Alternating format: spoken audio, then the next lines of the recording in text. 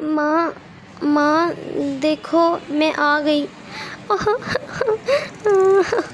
میری پیاری بچی، میری پیاری سی بچی، تم کہاں تھی؟ میں نے تمہیں کہاں کہاں نہیں ڈھونڈا، اور تم کہاں کہاں پر تھی میری بچی؟ مجھے یہ تھا کہ میں نے اپنی بچی کو کھو دیا۔ میں نے سب جگہ تمہیں ڈھونڈنے کی کوشش کی تھی، لیکن تم مجھے کہیں نہیں ملی۔ کہاں چلی گئی تھی؟ ارے ماں بس رونا بند کر دو۔ وہ میں کہیں نہیں گئی تھی، میں یہاں پر تھی، بس تھوڑے دنوں کے لیے کہیں چلی گئی تھی۔ لیکن دیکھو نا، اب میں واپس آ چکی ہوں، تو اب آپ رونا بند کر دو اور رو مت۔ میں نے سنا ہے کہ آپ نے رو رو کر بخار چڑھا لیا تھا۔ اب آپ کی طبیعت کیسی ہے؟ میرا چھوڑو، مجھے بھلا کیا ہونا ہے، لیکن جب تم میری آنکھوں کے سامنے نہیں رہتی تو میری طبیعت خراب ہونے لگ جاتی ہے۔ تم تو جانتی ہی ہو کہ میں تمہیں کتنا پیار کرتی ہوں، کتنی پیاری بیٹی ہے میری، لیکن تم نے میری ذرا بھی فکر نہیں تھی۔ اگر تمہیں کہیں جانا ہی تھا تو تم مجھے بتا کر جاتی، مجھے بول دیتی، تو میں نے تمہیں کون سا منع کرنا تھا؟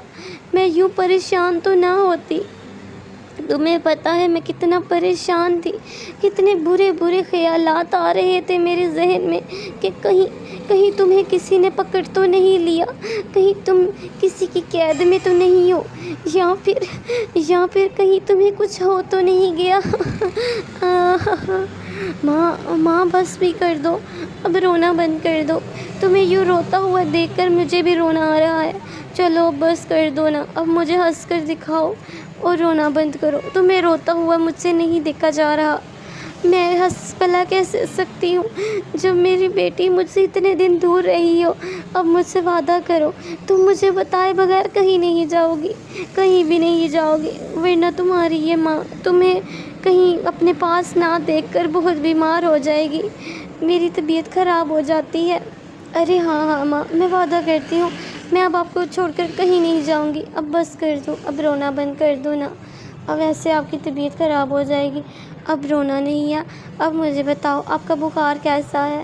ہاں مجھے بخار تو اب میرا ٹھیک ہے، اب مجھے بخار کا آرام آ چکا ہے، اور ویسے بھی اب میں نے تجھے دیکھ لیا، اب میں سکون میں ہوں، اور میرے دل کو تسلی ہے کہ میری بیٹی اب ٹھیک ہے۔ اب بتا، تو نے کھانا کھایا؟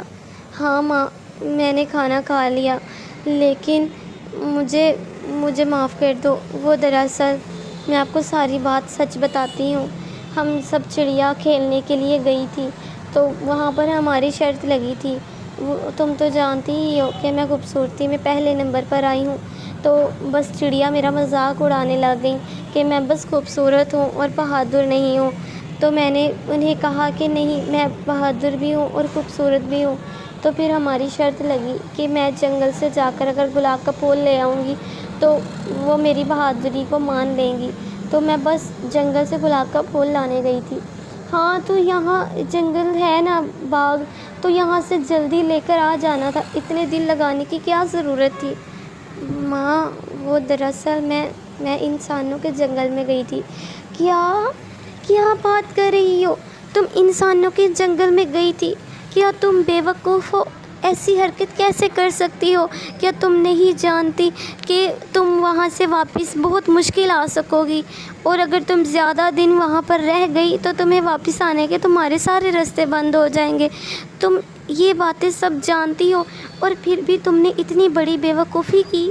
نہیں ماں، بس اب غصہ مت کرو، مجھے یہ تھا کہ میں نے بس پھول توڑ کر واپس آ جانا ہے، لیکن جب میں اس جنگل میں گئی تو میں راستہ بھٹک گئی، مجھے سمجھ نہیں آ رہا تھا کہ مجھے کس طرف جانا ہے، اور پھر کافی تلاش کرنے کے بعد مجھے ایک چیل ملا جو میرا بہت اچھا دوست بن چکا ہے، اور پھر وہ مجھے یہاں پر گھر واپس لے کر آیا ہے۔